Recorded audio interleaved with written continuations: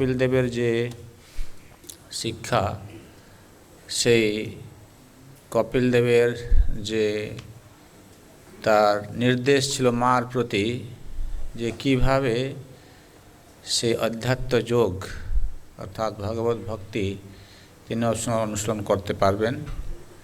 তো উনি জিজ্ঞাসা করেছিলেন, তখন কপিল দেব বললেন যে এই অধ্যাত্ম যোগ তুমি ভক্তদের থেকে শিখে নিবে, ভক্তদের গ্রহণে সাধু সঙ্গের মাধ্যমে শিখতে হবে। তারপরে প্রশ্ন হলো যে সাধু সঙ্গ দিয়ে যদি সেটা শিখে তাহলে কিছু সাধুর লক্ষণটা কি? তখন সাধুর লক্ষণ ভগবান বললেন। তারপরে সাধুর লক্ষণ বলার পরে তিনি জানতে চাইলেন যে ওই ভক্তি যুগের একটা লক্ষণটা কি, সেটা তিনি বললেন। এখন আমরা দেখব সেই যে ভক্তিরা যারা যাজন করে থাকে, ভক্তিটা কত প্রকার আছে। তো তিনি জানতে চাইছেন, দেবহূতি মাতা জিজ্ঞাসা করছেন যে ভক্তিযুগ তো বিভিন্ন রকমের ভক্তিযুগ আবার হয়ে যাবে, তো কীরকম ভক্তিযুগ করলে তোমাকে পাওয়া যাবে? বলছে ভগবত বাণ, যে বাণের মাধ্যমে আমি লক্ষ্য অর্থাৎ তোমার চরণ কমল লাভ করতে পারবো। সেই পরিপ্রেক্ষিতে ভগবান বলছেন ভক্তি যোগ বহুবিধ মার্গই ভামিনী ভাব্যতে স্বভাব গুণমার্গেণ পুংসাম ভাব বিভিদ্যতে। তিনি বলছেন যে এই ভক্তিযুগ অনুষ্ঠানকারীর যে ভাব অর্থাৎ যে সমস্ত গুণ, তার ভিতরে যদি সত্ত্বগুণ, রজগুণ বা তমগুণের প্রভাব থাকে, ঠিক সেই রকমভাবে এই ভক্তিযোগ কি হয় না, ভিন্ন ভিন্ন প্রকার হয়ে থাকে।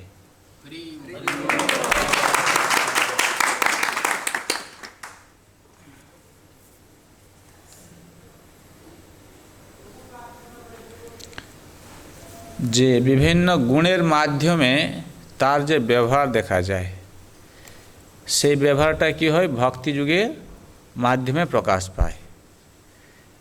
মনে করো কার ভিতরে যদি সত্ত্বগুণের প্রভাব বেশি থাকে, সত্ত্বগুণের প্রভাবের দ্বারা তার যে জীবনের যে ব্যবহার, কার্যকলাপ, কথাবার্তা ঠিক সেই রকমভাবে হয়ে থাকে, তাই না? এই লোকটা খুব রাজসিক আছে, এই তামসিক হয়ে গেছে, তাই না? তার কথাবার্তা শুনে বোঝা যায়। তো ঠিক সেই রকমভাবে এখানে বলা হচ্ছে যে তার সে যে গুণের দ্বারা খুব প্রভাবিত আছে, তার দ্বারা তার যে কীরকমভাবে ব্যবহার প্রকাশ পাচ্ছে ভক্তিযুগের মাধ্যমে, সেই হিসাবে বলা হচ্ছে এই ভক্তিযুগটা অনেক প্রকার। কিন্তু বাস্তবিক পক্ষে দেখতে গেলে যে শুদ্ধ ভক্তি, যেটাকে বলা হচ্ছে কেবলা ভক্তি, অনন্য ভক্তি, বা যেটাকে বলা হচ্ছে স্বরূপ সিদ্ধা ভক্তি, এগুলো কিন্তু আলাদা নয়, সবগুলো হচ্ছে একই। ঠিক আছে?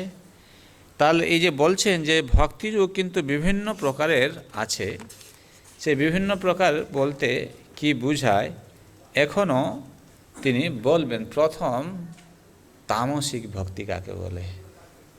বলছেন অভিসন্ধায় যো হিংসাম দম্ভম মাৎসর্যমে বোবা সমরম্ভী ভিন্ন দৃগ্ভাবম মই কুরিয়াত সো তামস।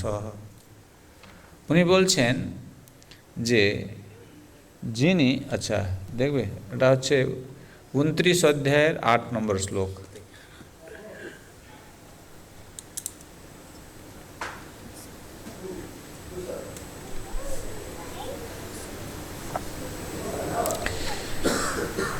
বলছেন অভিসন্ধায় যো হিংসাম, হ্যাঁ, অর্থাৎ এখানে অভিসন্ধায় মানে হচ্ছে উদ্দেশ্য করে। কি উদ্দেশ্য করে? অপরকে হিংসা করে। বুঝা যাচ্ছে? সে ভক্তি সাধন করছে কিন্তু কিসের জন্যে? অপরের ক্ষতি সাধন করার জন্যে। তারপরে হিংসা করে সে করছে। আবার কি? দম্ভ, ক্রোধ, আর ভেদ দৃষ্টির দ্বারা মাৎসর্য পরায়ণ হয়ে সে যদি ভক্তি করে থাকে তাহলে বলতে হবে কি সেটা হচ্ছে তামসিক ভক্তি। তো এখন এই যে অন্যের প্রতি ক্রোধ করা, হিংসা করা, কীরকমভাবে অন্যের প্রতি হিংসা করে কেউ বলতে পারবে?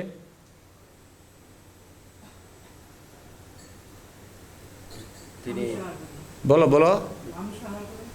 আমি সাহার করে তামসিক। হ্যাঁ হ্যাঁ হ্যাঁ হ্যাঁ, উনি জগন্নাথের অলটারে ঢুকে গেলেন, হ্যাঁ আমাকে ঢুকতে হবে যে কোনো ভাবে। হ্যাঁ উনি আমার আগে থেকে জব করা শুরু করলেন, তার আগে উঠবো। এরকম কিছু কি? না না না না, সেটা নয়, তার ক্ষতি সাধনের জন্য, বুঝতে পারছো? তার ভালোটা আমি দেখতে চাই না, তাকে আরও দাবানোর জন্যে, তার ক্ষতি করার উদ্দেশ্য নিয়ে সে ভক্তি করছে, হিংসা করছে। হিংসা তাকে দাবানোর জন্যে, তার ভালোটা সে দেখতে চায় না। এতে তুমি যেটা বলছো সে হয়তো আগে উঠে গেছে, আমি তার থেকে আগে উঠবো, সেটা তো কোনো ক্ষতি করছে না, তো সে ভালো করে ভক্তি করতে চাইছে, এটা দিদি ভালো, ঠিক আছে। তো এখানে যেহেতু আমার চশমাটা নেই, তুমি তাৎপর্যটা পড়ো। আমার চশমাটা নেই তো, সেই জন্য ওনাকে বলছি আমি পড়ার জন্য। আচ্ছা, এটা দেখাও, মাইকটা নাও, নাহলে দিয়ে আসবে, দিয়ে আসতো কেন? আচ্ছা, ওইটা আছে, হ্যাঁ ওইটা দাও দাও দাও, হ্যাঁ হ্যাঁ।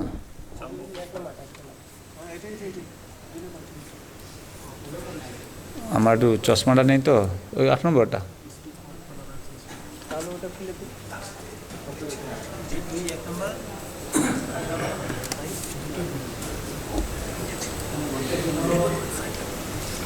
হ্যাঁ, হরে কৃষ্ণ। তাৎপর্য: শ্রীমদ্ ভাগবতের প্রথম স্কন্ধের 2য় অধ্যায়ে ইতিপূর্বে উল্লেখ করা হয়েছে যে সর্বোচ্চ সবচাইতে মহিমান্বিত ধর্ম হচ্ছে অহৈতুকী এবং অপ্রতিহত ভক্তি লাভ করা। শুদ্ধ ভক্তির একমাত্র উদ্দেশ্য হচ্ছে পরমেশ্বর ভগবানকে আনন্দ দেওয়া। প্রকৃতপক্ষে এটি কোনো উদ্দেশ্য নয়, তা হচ্ছে জীবের শুদ্ধ অবস্থা। বদ্ধ অবস্থায় কেউ যখন ভক্তিতে প্রবৃত্ত হয় তখন তাকে সম্পূর্ণরূপে শরণাগত হয়ে সদ্গুরুর নির্দেশ পালন করতে হয়। গুরুদেব হচ্ছেন পরমেশ্বর ভগবানের প্রকট প্রতিনিধি, কারণ তিনি গুরু পরম্পরার মাধ্যমে পরমেশ্বর ভগবানের আদেশ যথাযথভাবে প্রাপ্ত হন এবং তা প্রদান করেন। ভগবদ্গীতায় নির্দেশ দেওয়া হয়েছে যে গীতার জ্ঞান পরম্পরা ধারায় প্রাপ্ত হওয়া উচিত, তা না হলে তাতে ভেজাল থাকবে। পরমেশ্বর ভগবানের সন্তুষ্টি বিধানের উদ্দেশ্যে সদ্গুরুর নির্দেশ অনুসারে আচরণ করাই হচ্ছে শুদ্ধ ভক্তি। কিন্তু কারো উদ্দেশ্য যদি নিজের ইন্দ্রিয় তৃপ্তি সাধন, যে ব্যক্তি ভক্তি সম্পাদনের উদ্দেশ্যে পরমেশ্বর ভগবানের সমীপবর্তী হয় কিন্তু সে তার নিজের ব্যক্তিত্বে গর্বে গর্বিত এবং অপরের প্রতি মাৎসর্যপরায়ণ বা হিংসাপরায়ণ, সে ক্রোধী। সে মনে করে যে সে হচ্ছে সর্বশ্রেষ্ঠ ভক্ত। এইভাবে যে ভক্তি সম্পাদিত হয় তা শুদ্ধ নয়, তা মিশ্র এবং তা সবচাইতে নিম্ন শ্রেণীর বা তামস। শ্রীল বিশ্বনাথ চক্রবর্তী ঠাকুর উপদেশ দিয়েছেন যে বৈষ্ণবের চরিত্র ভালো নয় তার সঙ্গ বর্জন করা উচিত। বৈষ্ণব হচ্ছেন তিনি যিনি পরমেশ্বর ভগবানকে তার জীবনের চরম উদ্দেশ্য বলে গ্রহণ করেছেন। কিন্তু কেউ যদি শুদ্ধ না হয় এবং তার যদি অন্যান্য উদ্দেশ্য থাকে তাহলে তিনি সৎ চরিত্রবান সর্বোচ্চ স্তরের বৈষ্ণব নন। এই প্রকার বৈষ্ণবের উদ্দেশ্যে শ্রদ্ধা প্রদর্শন করা যেতে পারে, কেননা তিনি পরমেশ্বর ভগবানকে তার জীবনের চরম উদ্দেশ্য বলে গ্রহণ করেছেন। কিন্তু যে বৈষ্ণব তমগুণের দ্বারা প্রভাবিত, তার সঙ্গ করা উচিত নয়। তো এখন সে ব্যক্তি, বসো বসো বসো বসো, তিনি কি করছেন? তিনি ভক্তি করছে কিন্তু অন্যের প্রতি ক্রোধ করে। সে মনে করে কি আমার মতন তো ও তো ভক্ত নয়, তো আমি ওর থেকে ভালো ভক্তি করছি। এটা হচ্ছে তামসিক ভক্তি। হিংসা করে, হিংসা করে অপরকে কি করতে চায়? হেও দেখাইতে চায় লোকেদের সামনে, ঠিক আছে। তো এই যে ভাব, এটা কিন্তু তামসিক ভক্তির অন্তর্গত চলে আসে। ভক্তি তামসিক নয়, কিন্তু মানুষটা হচ্ছে তামসিক, আর তার যে চিন্তাভাবনা, তার যে ক্রিয়াকলাপ, সেটা এই তামসিক রং হয়ে যাচ্ছে, তখন সেই ভক্তিটাও সেরকম তামসিক হয়ে যাচ্ছে। আবার এই তামসিকের মধ্যে আবার তিনটা ভাগ আছে, যে তামসিক, তামসিক অধম, আবার তামসিক মধ্যম, তামসিক আর উত্তম। বুঝতে আছে? যদি বলা হয়, যেমন আমরা জানি কি, আমরা জানি তমগুণ থেকে যদি সে উত্তীর্ণ হয় কোথায় যাবে? রজগুণে যাবে। রজগুণ থেকে উত্তীর্ণ হয়ে সত্যগুণে যাবে। এই তমগুণের যে অত্যন্ত নিম্ন স্তরে থাকে, সে কিন্তু আবার এই রজগুণে যে আসার কোনো প্রশ্নই উঠে না। যেমন দেখবে কিছু লোক আছে, তাদের সামনে গিয়ে যদি বলা হয় হরে কৃষ্ণ, ও রেগে তোমাকে তাড়িয়ে বলবে কি হরে কৃষ্ণ। সে ঘোর তমগুণে আছে। তার মানে আর কিছু আছে তমগুণে আছে, কিন্তু হরে কৃষ্ণ বললে অতটা কিছু ইয়ে করে না, ঠিক আছে। তার স্থিতিটা একটু ভালো বলতে হবে, কিন্তু সে আবার সে তমগুণের মধ্যেই আছে। তো যে সবচেয়ে ঘোর তমগুণে আছে, সে নিজের ছাড়া আর কিছু দেখতে পায় না। যা কিছু দেখে তার নিজেকে কেন্দ্র করে সব কিছু দেখতে থাকে। তো এই সমস্ত গুণগুলো যদি কোনো ভক্তের মধ্যে থাকে, তাহলে বুঝতে হবে কি সে হচ্ছে তামসিক ভক্তি করছে। আবার যেটা বললাম, কমপক্ষে সে তামসিকের মধ্যে তার উন্নত থাকে, তাহলে তার একটা রাস্তা আছে কি, এখন তার সুযোগ এসেছে, সে একটু ঊর্ধ্বে যাবে, রজগুণের দিকে যেতে পারবে। তার রজগুণের ভক্তিটা কীরকম? বিষয়ান অভিসন্ধায়। তো আমাদের রূপ রস গন্ধ শব্দ হচ্ছে কি? বিষয়। এটা হচ্ছে বিষয়, ভোগ করার জন্য আমাদের ইন্দ্রিয়ের জন্যে, ইন্দ্রিয়তর প্রয়োজনের বিষয় এগুলো। তো ভক্তি করছে কেন? ভক্তি করছে এই ইন্দ্রিয় বিষয়ের উদ্দেশ্যে। যেখানে গেলে ওই রকম ভালো খেতে পারবে, ভালো দেখতে পারবে, রূপ রস গন্ধ ঘ্রাণ। তো যদি এই রকম উদ্দেশ্য হয়ে যদি তার ভক্তি হতে থাকে, এটা একটা লক্ষণ। যেটা বললাম না, আমরা জানতে পারবো যে আমার কীরকম ভক্তি হচ্ছে। যদি আমার সবসময় যদি অপরের প্রতি ক্রোধ হচ্ছে, অপরের হিংসা মাৎসর্য পরায়ণ হয়ে থাকি, তাহলে আমার ভক্তিটা তামসিক ভক্তি হয়ে যাচ্ছে। আর আমি যদি বিষয় ভোগের জন্যে লোলুপ থাকি, ওই জন্যে আমি কিন্তু ভক্তি করছি। আর কি? যশ ঐশ্বর্যমে বাবা, ভক্তি কেন করছে? লাভ, পূজা, প্রতিষ্ঠা, যশ, যেন সকলে মনে করে আমি হচ্ছি এখানকার একটা হেড, মুখিয়া, ঠিক আছে। আর কি? মাৎসর্য। মাৎসর্যটা মানে কি? মৎ সদৃশ কোপি নাস্তি, আমার মতন কে আর আছে, আমি এখানে এই ভক্তদেরকে ঠিক গাইড করতে পারা আমারই যোগ্যতা আছে, সেরকম কিছু নয়। সকলে যেন আমাকেই বুঝে আমি একটু হুমড়া চুমড়া আছি, তাই তো। এটা আছে যশ, ঐশ্বর্যের কামনা করে। হ্যাঁ, ঐশ্বর্য মানে কি? আবার কি ভক্তি করছে? কেন ভক্তি করছে? যেন আমাকে টাকা পয়সা একটু বেশি করে পায়। আবার কি করে? মাঝে মাঝে সে টাকা আবার চুরি করে। ভগবানের নামে টাকা আছে, সেটাকে আবার চুরি করেছে তার নিজের ঐশ্বর্য বাড়ানোর জন্যে। এটাও তামসিক পর্যায়ে চলে আসে আবার, বুঝতে পারছো? এটা ঘোর তামসিক পর্যায়ে চলে আসে। এইগুলো কিন্তু ভক্তদের মধ্যে মাঝে মাঝে দেখা যায়। হাসতে নাই, আমিও দেখেছি কিছু কিছু জায়গায় এই কিছু ভক্ত আছে, এই ভগবানের পয়সাটাকেও আবার চুরি করে নেয়। কি চিন্তা করে দেখো, কি করে করতে পারে, তাই না? আচ্ছা, তারপর বলছে অর্চাদার্চ ইয়ো মাম, বলছেন এইরকমভাবে তার ভিতরে যদি বিষয়ভোগ, যশ, ঐশ্বর্যের উদ্দেশ্য নিয়ে সে কী করে, ভেদদর্শী হয়ে থাকে, অর্থাৎ তার সঙ্গে অন্যের পার্থক্য দেখে।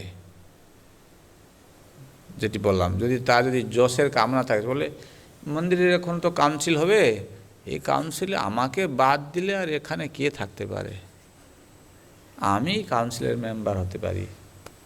ভেদ দৃষ্টি হয়ে যায়, অন্যকে পাতাই দিতে চায় না।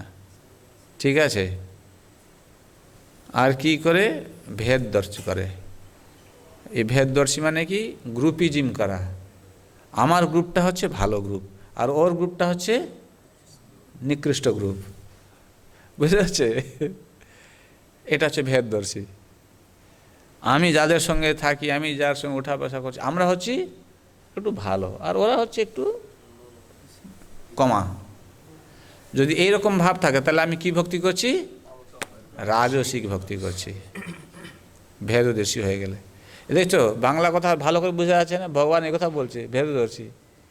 আচ্ছা, আবার কি করছে, আমার পূজা করে,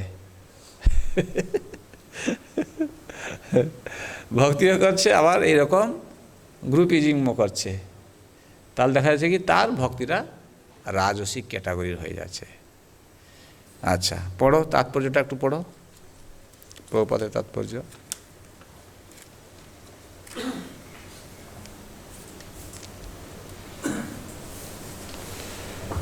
হরে কৃষ্ণ। ভেদদর্শী শব্দটি ভালোভাবে বুঝতে হবে।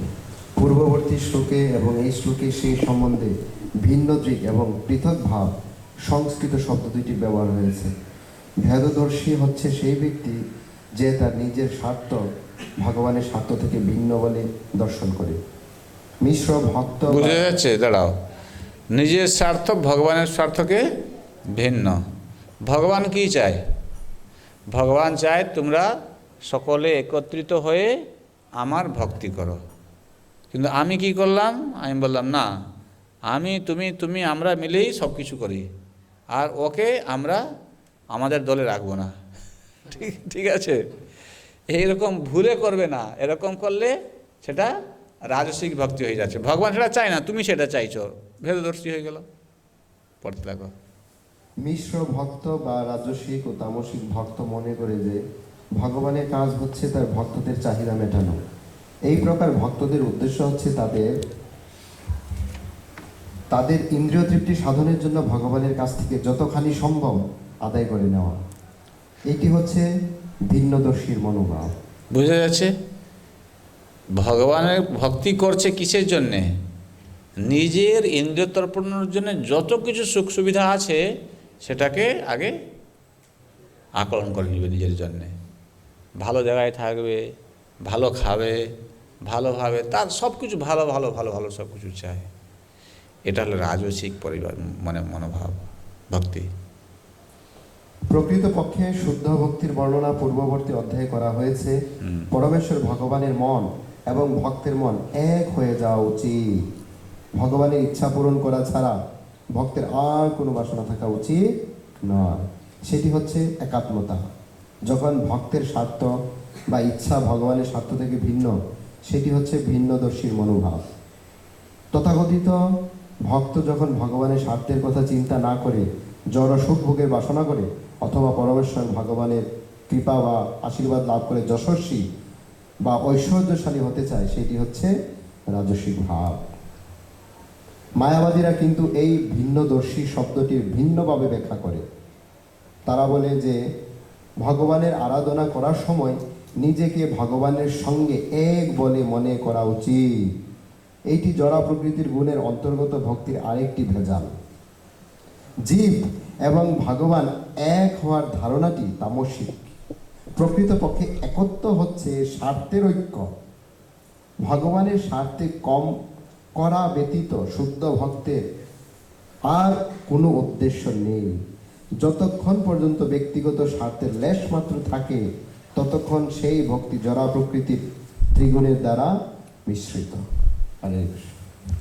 আমরা বলে থাকি কি, আমাদেরকে ভগবানের সঙ্গে এক হয়ে যেতে হবে। ভগবানের সঙ্গে এক হয়ে যাওয়া মানে কি? ভগবানের যে উদ্দেশ্য, তার উদ্দেশ্য আমাদের উদ্দেশ্য একই থাকতে হবে। এইটা হচ্ছে ভগবানের সঙ্গে ঐক্যতা। মায়াবাদীরা যে বলে ভগবানের সঙ্গে ঐক্যতা মানে কি, আমি ভগবানের সঙ্গে নিজের অস্তিত্বকে মিলিয়ে দেব, ভগবানের সঙ্গে আমি এক হয়ে যাব, সেটা ঐক্যতা নয়। সেই জন্য বলছেন যে ব্যক্তির ভগবানের উদ্দেশ্য সঙ্গে তার উদ্দেশ্য সে এক করতে চায় না, তখন এই রকম যশ ঐশ্বর্য কামনা করে অন্যের প্রতি ভেদদর্শী হয়ে সে ভক্তি করতে থাকে। আর সেই পর্যায়ের যে ভক্তি হয় সেটা হয়ে যাচ্ছে রাজসিক ভক্তি। এটা স্পষ্ট বোঝা যাচ্ছে। এটা দর্পণের মতন। দর্পণ যখন চোখের সামনে রাখলে নিজের চোখে শরীরে যদি কোনো কিছু যদি দাগ টাগ থাকে দেখা যায়, তো এটাও ঠিক সেই রকমভাবে যে আমি কি যখন ভক্তি করছি অন্যের প্রতি আমি কখনো কখনো হিংসা করি, মাৎসর্যতা থাকে, দম্ভ আছে আমার, আমি কি অপরের এই ভোগ বাসনাকে চরিতার্থ করার জন্য করছি, যশ ঐশ্বর্যকে বৃদ্ধি করার জন্যে প্রয়ত্ন করে ভক্তি করছি, তাহলে আমি সেই রকমভাবে হয়ে যাচ্ছি রাজসিক বা তামসিক হয়ে যাচ্ছি।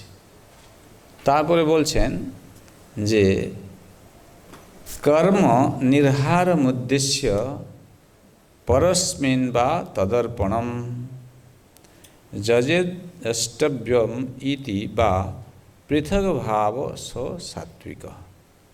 ভক্ত যখন সকাম কর্মের ফল থেকে মুক্ত হওয়ার জন্য পরমেশ্বর ভগবানের পূজা করছেন, অর্থাৎ এই সকাম কর্মীরা কি করে পাপ করে থাকে সাধারণত, যখন সে কি করে কিছু কামনা বাসনা নিয়ে এরকম কিছু পাপ করে ফেললো, তার ভগবানের কাছে গিয়ে বলছে কি আমাকে রক্ষা করে দাও। ঠিক আছে,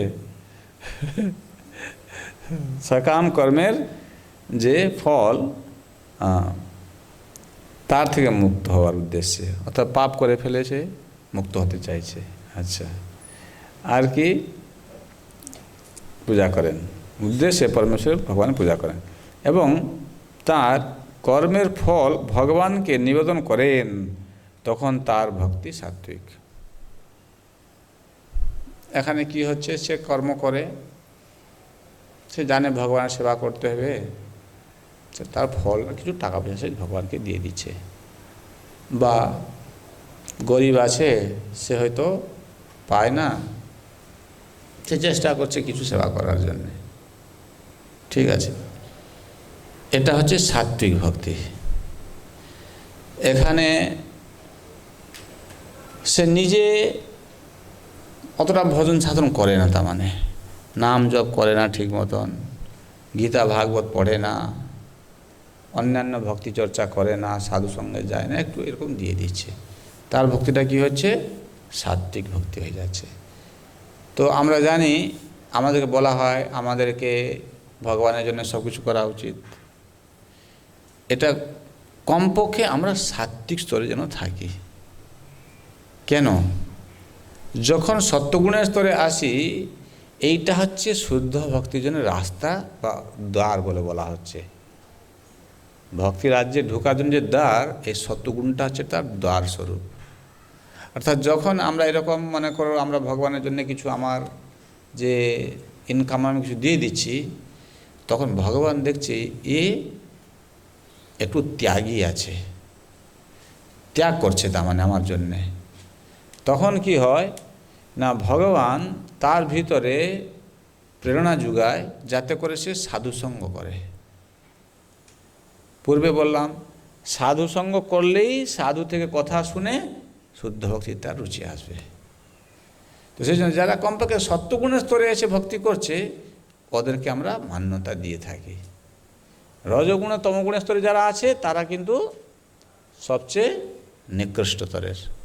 তো এখন প্রভুপাদ এই সত্যগুণের ভক্তি যারা করছে তাদের ব্যাপার প্রভুপাদ কী বলছে একটু শোনো।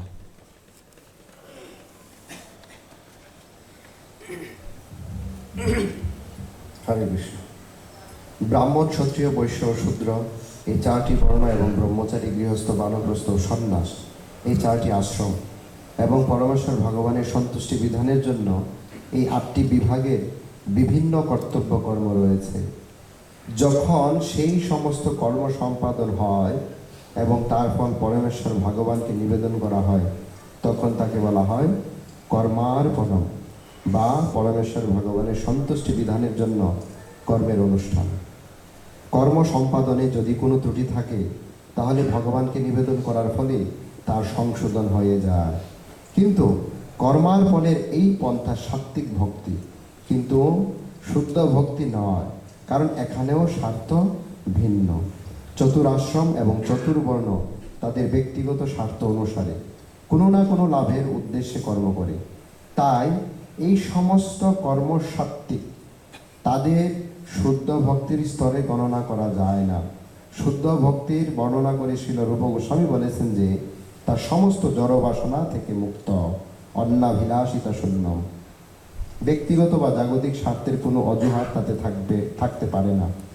ভগবত ভক্তি সকাম কর্ম এবং মনোধর্মী জ্ঞানের অতীত হওয়া উচিত।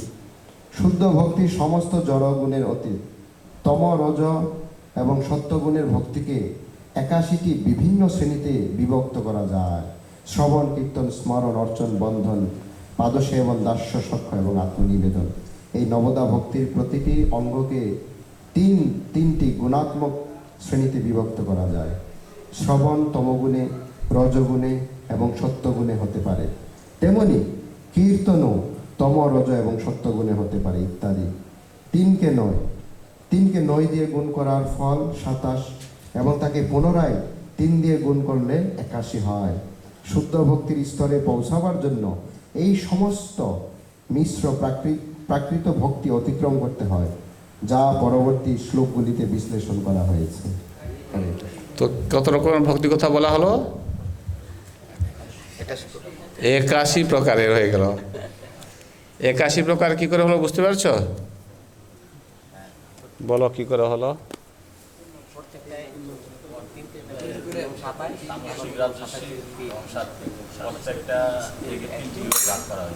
কিভাবে?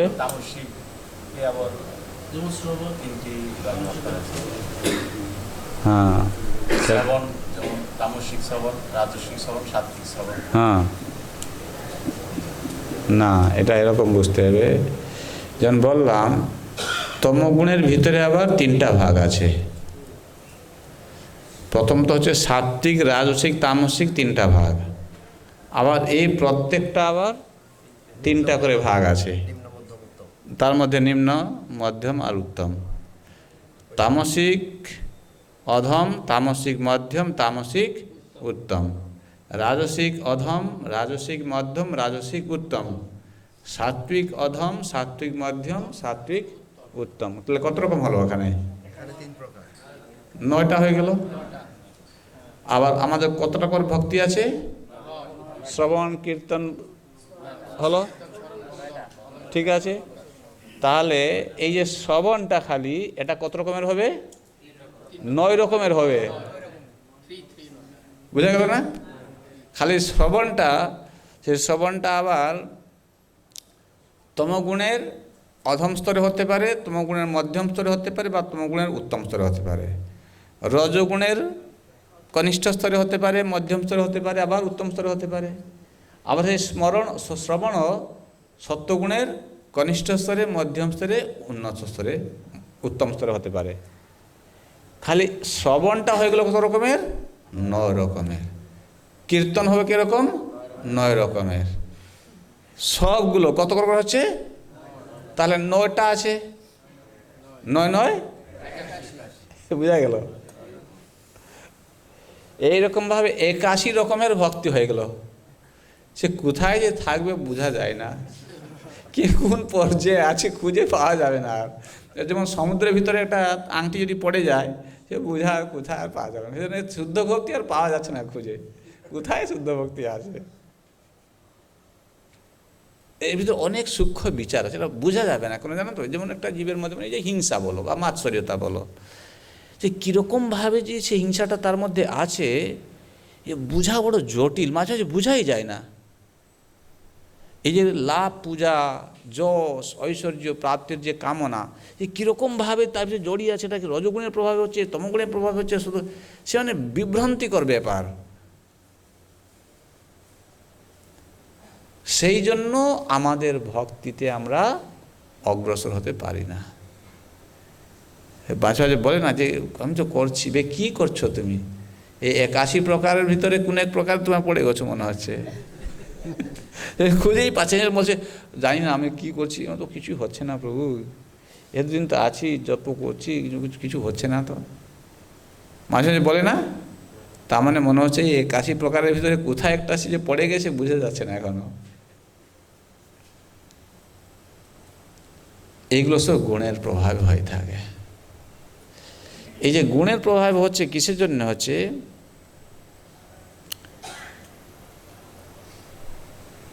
আমাদের আচার ব্যবহার, খাওয়া দাওয়া, উঠা বসা, সঙ্গ, এই সব কিছু তাতে নির্ণয় করে থাকে আমি ঠিক কীরকম পরিষ্কার পরিচ্ছন্ন থাকছি কি না।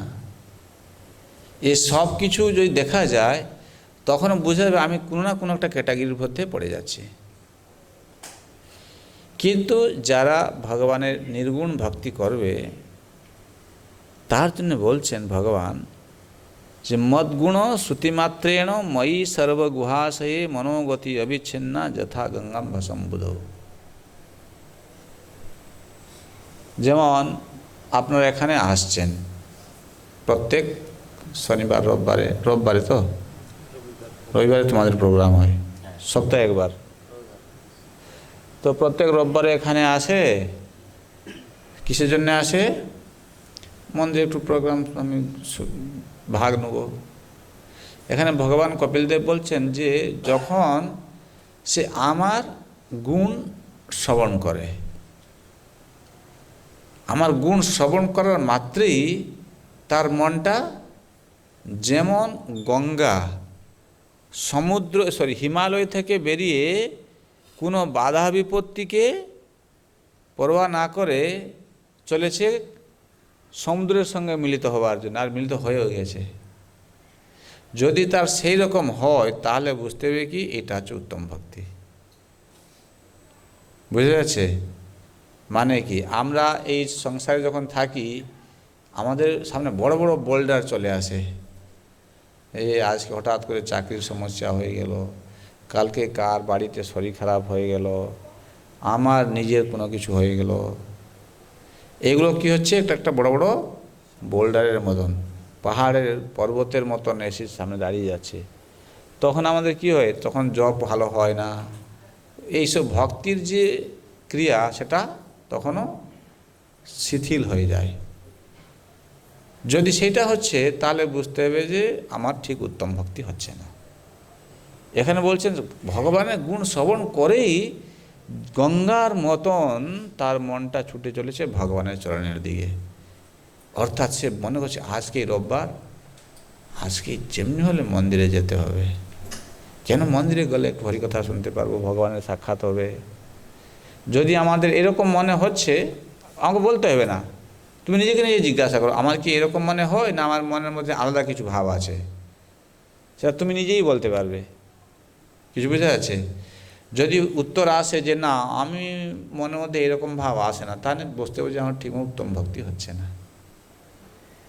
আর লক্ষণং ভক্তিযোগস্য নির্গুণস্য হৃতম অহেতুকি অব্যবহতা যা ভক্তি পুরুষোত্তমে। এখানে এই নির্গুণ ভক্তির লক্ষণ বলা হচ্ছে, যার কোনো হেতু নেই। হেতু মানে কোনো কারণ নেই।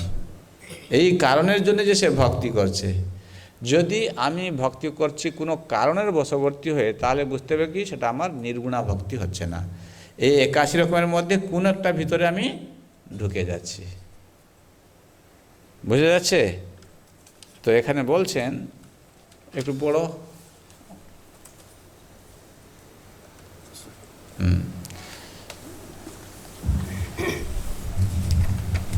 এটা হরে কৃষ্ণ। নির্গুণ শুদ্ধ ভক্তির মূল তত্ত্ব হচ্ছে ভাগবত প্রেম। মত গুণ শ্রুতি মাত্রেন শব্দটির অর্থ হচ্ছে পরমেশ্বর ভগবানের অপ্রাকৃত গুণাবলী শ্রবণ করাই মাত্রই। এই গুণগুলিকে বলা হয় নির্গুণ। তার মানে কি, এই যে বলছে ভগবানের গুণাবলী শ্রবণ করার মাধ্যমে, এবং বলছেন যে এই গুণগুলো হচ্ছে নির্গুণ, মানে তার মধ্যে কোনো জড়জাগতিক প্রভাব নেই ভগবানের লীলার ভিতরে। যেমন যদি মনে করুন আমরা একটা কথা শ্রবণ করলাম যে যেদিন এই কুরুক্ষেত্র যুদ্ধ হবে, কুরুক্ষেত্র যুদ্ধ যে শুরু হয়ে গেছে, তখন কৌরবদের সেনা খুবই গুরুতর আহত হয়ে চলেছে। দুর্যোধন দেখছে যে আমি তো পিতামহ ভীষ্মকে দেখেই এই যুদ্ধ শুরু করেছিলাম। আমি চিন্তা করলাম যেখানে আমার ভীষ্মদেবের মতন মহাপ্রতাপী বীর রয়েছে, আমার তো বিজয় সুনিশ্চিত। কিন্তু প্রথম কয়েকদিন যুদ্ধে সে দেখতে পারছে একের পর এক বড় বড় যোদ্ধারা তার নিহত হয়ে চলেছে। তার এখন মন ভেঙে গেছে। তখন সে গিয়ে একদিন ভীষ্মদেবকে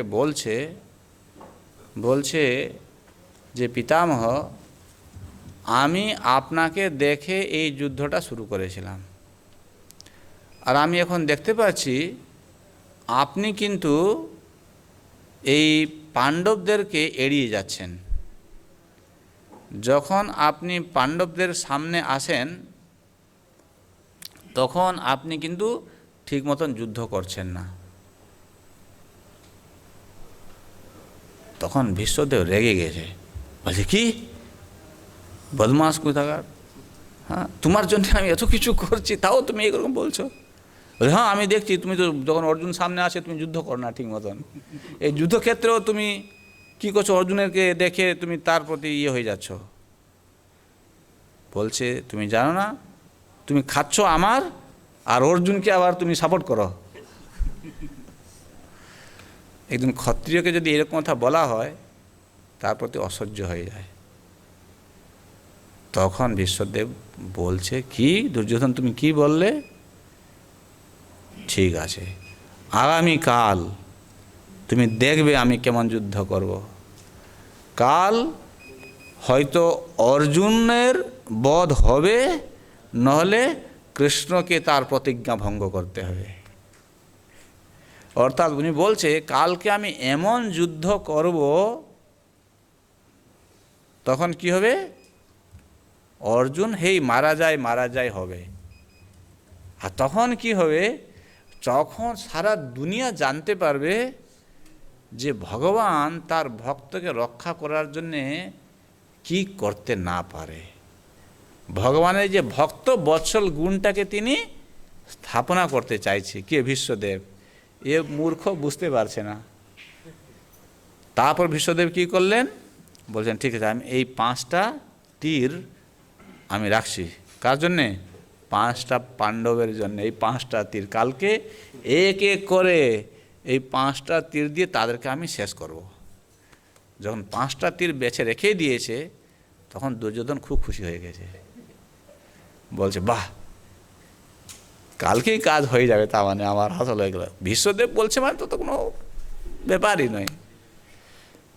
তারপরও চিন্তা করছে, দেখুন কিরকম চালু হলে মানুষকে তার ভূত বুদ্ধি ধরে। দেখো বলছে তো বুড়া মানুষ, এই বুড়ো মানুষটা যদি কালকে যদি যাওয়ার সময় ভুলে যায়, এখন বলছে এই 5টা তীর আমি রাখলাম বেছে, আর কালকে যখন যাবে যুদ্ধ করতে যদি ভুলে যদি শিবিরে ছেড়ে পালিয়ে যায় তখন তো সব সর্বনাশ হয়ে যাবে। আমি একটা কাজ করি, আমি ওর থেকে নিয়ে নেই, আর যখন কালকে রথে উঠবে যুদ্ধ করার সময় তখন আমি ওর হাতে তীরগুলো দিয়ে দেবো। তখন বলছে পিতামহ একটা কাজ করুন, এই তীরটা আমাকে দিয়ে দিন, আমি কালকে তোমাকে দিয়ে দেবো। বিষ্ণুদেব বলছে ঠিক আছে নিয়ে যা। তাকে দিয়ে দিয়েছে, সে নিয়ে শিবিরে চলে এসছে। রাত্রেবেলা এখন কৃষ্ণ অর্জুনের কাছে গিয়েছে, বলছে অর্জুন, বলছে চলো। বলছে কোথায়? বলছে চলো না, আমি বলছি তোমাকে যেতে হবে, কাজ আছে। বলছে আরে এ তো যুদ্ধ করে এসছি, আমাকে এখন ঠকা হয়েছে, আমাকে না ঘুমালে কালকে আবার কী করে যুদ্ধ করব। বলছে কালকে যুদ্ধ পরের কথা, এখন চলো আমার সঙ্গে। তো কৃষ্ণ যেটা বলে অর্জুন সেটা শুনে। তো অর্জুন বলছে ঠিক আছে চলো। তো অর্জুনের সঙ্গে যাচ্ছে, যেতে যেতে রাস্তায় ভগবান তাকে শিখিয়ে দিয়েছে, বলছে অর্জুন আমরা এখন দুর্যোধনের কাছে যাচ্ছি, আর দুর্যোধনের শিবিরে গিয়ে তুমি ওকে বলবে যে ওই 5টা, তুমি তোর মনে আছে যেদিন ওই যে যক্ষরা তোমাকে অ্যাটাক করছিল আর আমাকে তোমাকে গিয়ে আমি রক্ষা করেছিলাম, তখন তুমি আমাকে বলেছিলে বর দিবে, আর আমি বলেছিলাম সময় হলে আমি তোমার থেকে বর চেয়ে নেব। এখন সেই সময় এসেছে, তোমাকে বর চাইতে হবে। কি বর চাইবো? বলবে সেই 5টা বাণ আমাকে দিয়ে দাও। বলে কি 5টা বাণ? বলে তুমি যেটা এই ভীষ্মদেবের থেকে নিয়ে এসছো সেই 5টা বাণ আমাকে দিয়ে দাও। অর্জুন বলছে কি? বলছে না না, আমি যেটা বলছি তুমি এটা বলো, এইটাই হচ্ছে বর, তুমি চেয়ে নাও। বলছে ঠিক আছে। তারপরে গিয়েছে, শিবিরে গিয়ে যখন পৌঁছিয়েছে তখন দুর্যোধন সেখানে বলছে আরে অর্জুন এসে গেছে, ও তো মানে খুশি হয়ে গেছে। বলছে এর বেটা তো কালকে তো মারাই যাবে। ও তো মানে এইভাবে কলা খাচ্ছে। আবার দিয়ে বলছে ঠিক আছে, যদি ও চায়, যদি কম্প্রোমাইজ করতে চায়, তার লোকও জানবে আমি হচ্ছি মহাদানী। বলছে কী চাও, তুমি কি কম্প্রোমাইজ করতে এসছো? যদি চাও বিনা যুদ্ধে তোমাকে আমি সব কিছু বলছি। বলছে না না না না, আমি কম্প্রোমাইজ করতে আসি নাই। বলছে তাহলে কী জন্য এসছো? বলছে তোমার মনে আছে ওই যেদিন যক্ষরা তোমাকে অ্যাটাক করেছিল, আমি তোমাকে বাঁচিয়েছিলাম, তুমি বলেছিলে যে কিছু বর দিবে আমাকে। বলছে হ্যাঁ বলেছিলাম। ও বর চাও, কি বর চাও বলো বলো। তখন অর্জুন বলছে প্রতিজ্ঞাবদ্ধ হয়ে গেছে যে বর চাইবে সেটা দিবে। তাকে করিয়ে নিয়েছে, বলে যেটা চাইবে দিবে তো। হ্যাঁ আরে যেটা চাইবে দিব না মানে, তুমি তো আমার ভাই।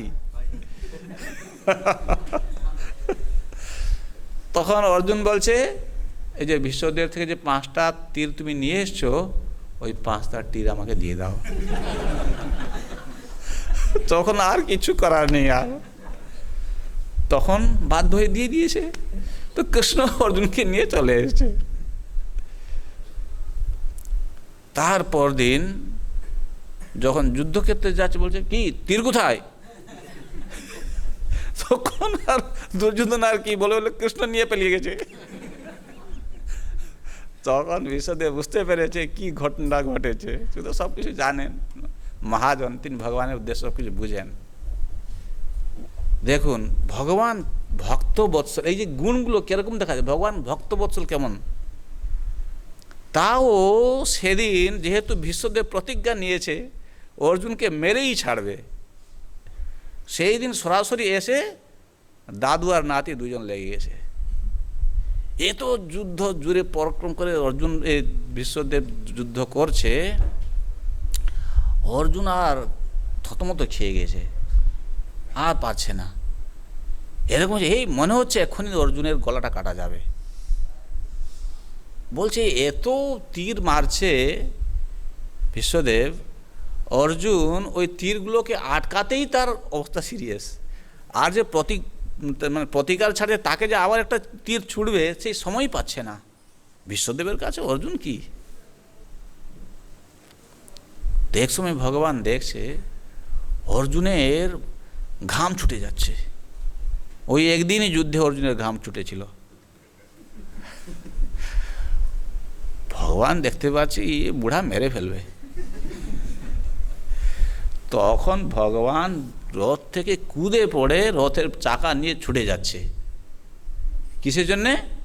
ভক্তবৎসল ভাব, আমার ভক্তকে মেরে ফেলবে, আমি মারতে দেবো না। এই যে বলছে কথা শুনে, একবার কথা শুনে ভগবানের এরকম ভক্তবৎসল কথা শোনার পর সে না না না না, আমি আর কোনোদিন ভক্তিতে হেলামি করব না, আমি ভালো করে ভক্তি করব। ভগবান ব্রজবাসীদেরকে রক্ষা করার জন্যে গোবর্ধন পর্বত পর্যন্ত ধারণ করে ফেললেন। তার ভগবান তার ভক্তকে রক্ষা করার জন্যে কি না করতে পারে। তার নিজেরও যে মানহানি হচ্ছে সেটাও ভগবান চিন্তা করে না। ভগবান কি বলেছিল? ভগবান বলেছিল কিন্তু আমি যুদ্ধে অস্ত্র ধারণ করব না। আর এখানে দেখা যাচ্ছে কি তার ভক্তকে রক্ষা করার জন্যে অস্ত্র ধারণ করে ফেলেছে। তাহলে সারা দুনিয়া বলবে কি এ ভগবান দেখো কত ডাহা মিথ্যা কথা বলে। যারা হচ্ছে অসুর প্রকৃতির মানুষ তারা এরকম বলে ভগবানকে নিন্দাবন্ধ করবে, কিন্তু যারা ভগবানের ভক্ত তারা ভগবানের এই ভক্ত বাৎসল্য গুণ স্মরণ করে আনন্দ পায়। আমার ভগবান কত মহান, তার ভক্তকে রক্ষা করার জন্য তার নিজের যে প্রতিজ্ঞাকে পর্যন্ত সে ভঙ্গ করে ফেলে। ভক্তের ভক্তকে রক্ষা করার জন্য নিজেকে হীন করে ফেলে। এইরকম গুণ যখন শুনে তার ভিতরে ভগবানের ভক্তি করার প্রতি আরও বেশি করে আকৃষ্টতা আসে। তাহলে জানতে হবে কি তার উত্তম ভক্তি হচ্ছে, নির্গুণা ভক্তি হচ্ছে। যদি আমাদের মধ্যে এরকম এখন যারা বসে তাদের মধ্যে যদি এরকম ভাব থাকে তাহলে বুঝতে হবে কি তার উত্তম ভক্তি হচ্ছে। বুঝা যাচ্ছে? বলো, পড়ো।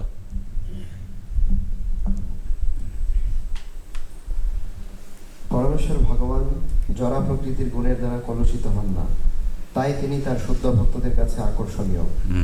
এই প্রকার আকর্ষণ লাভ করার জন্য ধ্যানের অভ্যাস করার কোনো প্রয়োজন নেই। শুদ্ধ ভক্ত ইতিমধ্যেই চিন্ময় স্তরে অবস্থিত এবং শুদ্ধ ভক্ত ও ভগবানের মধ্যে যে আকর্ষণ তা অত্যন্ত স্বাভাবিক এবং সমুদ্রের প্রতি গঙ্গার জলের প্রবাহের সঙ্গে তার তুলনা করা হয়েছে। গঙ্গা জলের প্রবাহ কোনো অবস্থাতেই রোধ করা যায় না, তেমনি ভগবানের দিব্য নাম রূপ এবং লীলার প্রতি শুদ্ধ ভক্তের যে আকর্ষণ তা কোনো ভৌতিক অবস্থার দ্বারা রোধ করা যায় না। এই সম্পর্কে অবিচ্ছিন্ন শব্দটি অত্যন্ত তাৎপর্যপূর্ণ। শুদ্ধ ভক্তের ভক্তি প্রবাহ কোনো ভৌতিক পরিস্থিতি রোধ করতে পারে না। অহৈতুকী শব্দটির অর্থ হচ্ছে কোনো কারণ ছাড়া। শুদ্ধ ভক্ত জড়জাগতিক অথবা পারমার্থিক কোনো উদ্দেশ্য বা লাভের জন্য পরমেশ্বর ভগবানের প্রতি ভক্তি করেন না। সেটি হচ্ছে শুদ্ধ ভক্তির প্রথম লক্ষণ, অন্নাবিনাশিতা শূন্য। তার কোনো বাসনা চরিতার্থ করার জন্য তিনি ভগবত ভক্তি সম্পাদন করেন না। এই ভক্তি কেবল পরমেশ্বর ভগবান পুরুষোত্তমের উদ্দেশ্যে, অন্য কারো উদ্দেশ্যে নয়। কখনো কখনো মিশা ভক্তেরা বিভিন্ন দেবদেবীর মূর্তিকে পরমেশ্বর ভগবানের বিগ্রহের সমান বলে মনে করে, বিভিন্ন দেবদেবীর প্রতি ভক্তি প্রদর্শন করে। কিন্তু এখানে বিশেষভাবে উল্লেখ করা হয়েছে যে ভক্তি কেবল পরমেশ্বর ভগবান, নারায়ণ, বিষ্ণু বা কৃষ্ণের উদ্দেশ্যেই আচরণীয়, অন্য আর কারো উদ্দেশ্যে নয়। অব্যবহিতা শব্দটির অর্থ হচ্ছে বিরামহীনভাবে। শুদ্ধ ভক্ত বিরামহীনভাবে দিনের মধ্যে 24 ঘন্টা ভগবানের সেবায় যুক্ত থাকেন। তার মধ্যে তার জীবন এমনই ধাঁচে তিনি গড়ে নিয়েছেন যে প্রতিটি মিনিটে, প্রতিটি সেকেন্ডে কোনো না কোনোভাবে তিনি পরমেশ্বর ভগবানের ভক্তিতে যুক্ত। অব্যবহিতা শব্দটির আর একটি অর্থ হচ্ছে ভগবত ভক্তের স্বার্থ এবং পরমেশ্বর ভগবানের স্বার্থ একই স্তরের। ভগবানের চিন্ময় ইচ্ছা পূর্ণ করা ছাড়া ভক্তের আর কোনো স্বার্থ নেই। পরমেশ্বর ভগবানের প্রতি এই প্রকার স্বতঃস্ফূর্ত সেবা চিন্ময় এবং তা কখনো জড়া প্রকৃতির গুণের দ্বারা কলুষিত হয় না। এইগুলি জড়া প্রকৃতির সমস্ত কলুষ থেকে মুক্ত শুদ্ধ ভক্তির লক্ষণ। হরে কৃষ্ণ।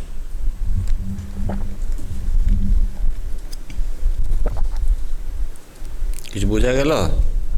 এখন আমরা বিভিন্ন গুণের প্রভাবে যে ভক্তি হয়ে থাকে তার লক্ষণগুলো বলা হলো। আবার যে শুদ্ধ ভক্তি করছে তার লক্ষণটা এখন আমরা আলোচনা করলাম। এখন আমি চিন্তা করছি আপনাদের কাছ থেকে কিছু আমি শুনি। কোনো প্রশ্ন বা কিছু মন্তব্য আছে?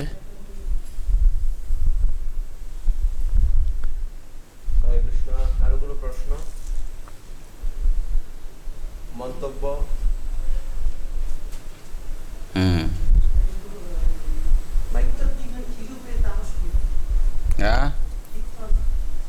কীর্তন কীর্তন তামসিক কীভাবে হয়ে যাচ্ছে, এইরকমভাবে যদি তার ভিতর যদি কার প্রতি ঈর্ষা করে, দম্ভ করে, মাৎসর্য করে, সে যদি করে থাকে তাহলে সেটা তামসিক কীর্তন হয়ে যাবে।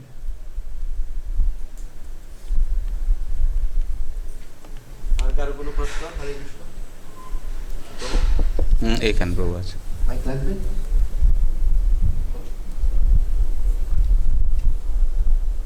হরে কৃষ্ণ বাবু, আপনার চরণার নমস্কার। হরে কৃষ্ণ। ও সকালে ক্লাস থেকে কি একটা প্রশ্ন করা যাবে? হ্যাঁ, বলো বলো। সকালে তো যে প্রশ্ন হচ্ছে, আমরা যে আমাদের মনে যে অ্যানাউন্সটা যখন সেবা করি ভগবানের, অথবা আমরা ভগবানের জন্য কিছু দিলাম, মানে আমি দিলাম, তো তখন দেখা যায় যে সেটা মন্দিরে অ্যানাউন্স করে। তো এখানে ক্লাস আপনি বলেছেন এটাও একটা আসক্তি। তো যদি মন্দির কর্তৃপক্ষকে বলা হয় যে প্রভু আমার নামটা প্রকাশ করবেন না, আমি চাচ্ছি এই আসক্তিকে বেরোতে, কিন্তু মন্দির কর্তৃপক্ষ সেটা নাম অ্যানাউন্স করে, তো তখন দেখা যায় হয়তো আমার মনে মনে একটা অহংকার হয় যে ভগবান একটু সেবা করেছি, বাহ কি অ্যানাউন্স করতেছে, সব আমাকে চিনে নিচ্ছে। এই যে আসক্তি, এখান থেকে কিভাবে বের হবে? হ্যাঁ বাবা, এখন দেখা যাচ্ছে কি দুটো জিনিস আছে। একটা জিনিস হচ্ছে কি, আমি কিছু অনুদান দিয়েছি, আবার আমি আশা করছি আমার নামটা যদি অ্যানাউন্স করায় সকলে জানতে পারবে যে আমি কিছু করেছি। এটা আমার ভাব। আর ওনার ভাব হচ্ছে কি, ঠিক আছে ভক্ত দিয়েছে, ভক্তদের নামটা ঘোষণা করে ভগবানের কাছে তার জন্য কৃপা পায়, সেটাও ভালো। কিন্তু এটা করার আবার একটা কি, যে করলে অন্যরা জানতে পারে, তারা বুঝতে পারে যে হ্যাঁ আমাকেও দিতে হবে, অন্যরাও দেয়। তো এখন তোমার কাজ হচ্ছে তুমি ডোনেশন দিয়ে দাও, আর তুমি বলে দাও যে না আমার নাম তো বলতে হবে না, ঠিক আছে। কেন তুমি বলছো তোমার নাম ঘোষণা করলে তোমার মধ্যে একটা অহংকার চলে আসে, গর্ব চলে আসছে, ওইটাই ভালো না। তুমি সেটা রাখো না, আর ওরা যদি করছে করুক, অসুবিধা কী আছে। আর যদি না করে তাহলে ভালো, যে তুমি চাইছো না তোমার নামটা কাউকে বলতে হবে না। সেরকম অনেকে করে, যেটাকে গুপ্তদান বলে। গুপ্তদান বুঝো? গুপ্তদান বলতে সে দিবে, এটা গোপন থাকবে, কেউ জানবে না কে দিয়েছে। ভগবানের সেবা ঠিক হতেই থাকে, সে নিজেকে লুকিয়ে রাখতে চায়, তার অহংকারকে সে প্রকাশ করতে চায় না। এটাও করা যেতে পারে, কিন্তু এটা না হয় যে এরকম গুপ্ত হতে হতে সম্পূর্ণ আবার এমন গোপনীয় হয়ে যায় যে আর কেউ পয়সাই দিচ্ছে না, তাহলে চলবে কি করে আমার মন্দির? সেটার জন্য আবার না হয়, সেই জন্য দেখতে হবে। ও যদি নাম ঘোষণা কর, তুমি কেন তার দ্বারা গর্বিত অনুভব করছো? ঠিক আছে, ভগবানের কৃপা পাওয়ার জন্য বলেছে, নাম বলেছে আমার, এরকম অনাসক্ত হয়ে থাকতে হবে।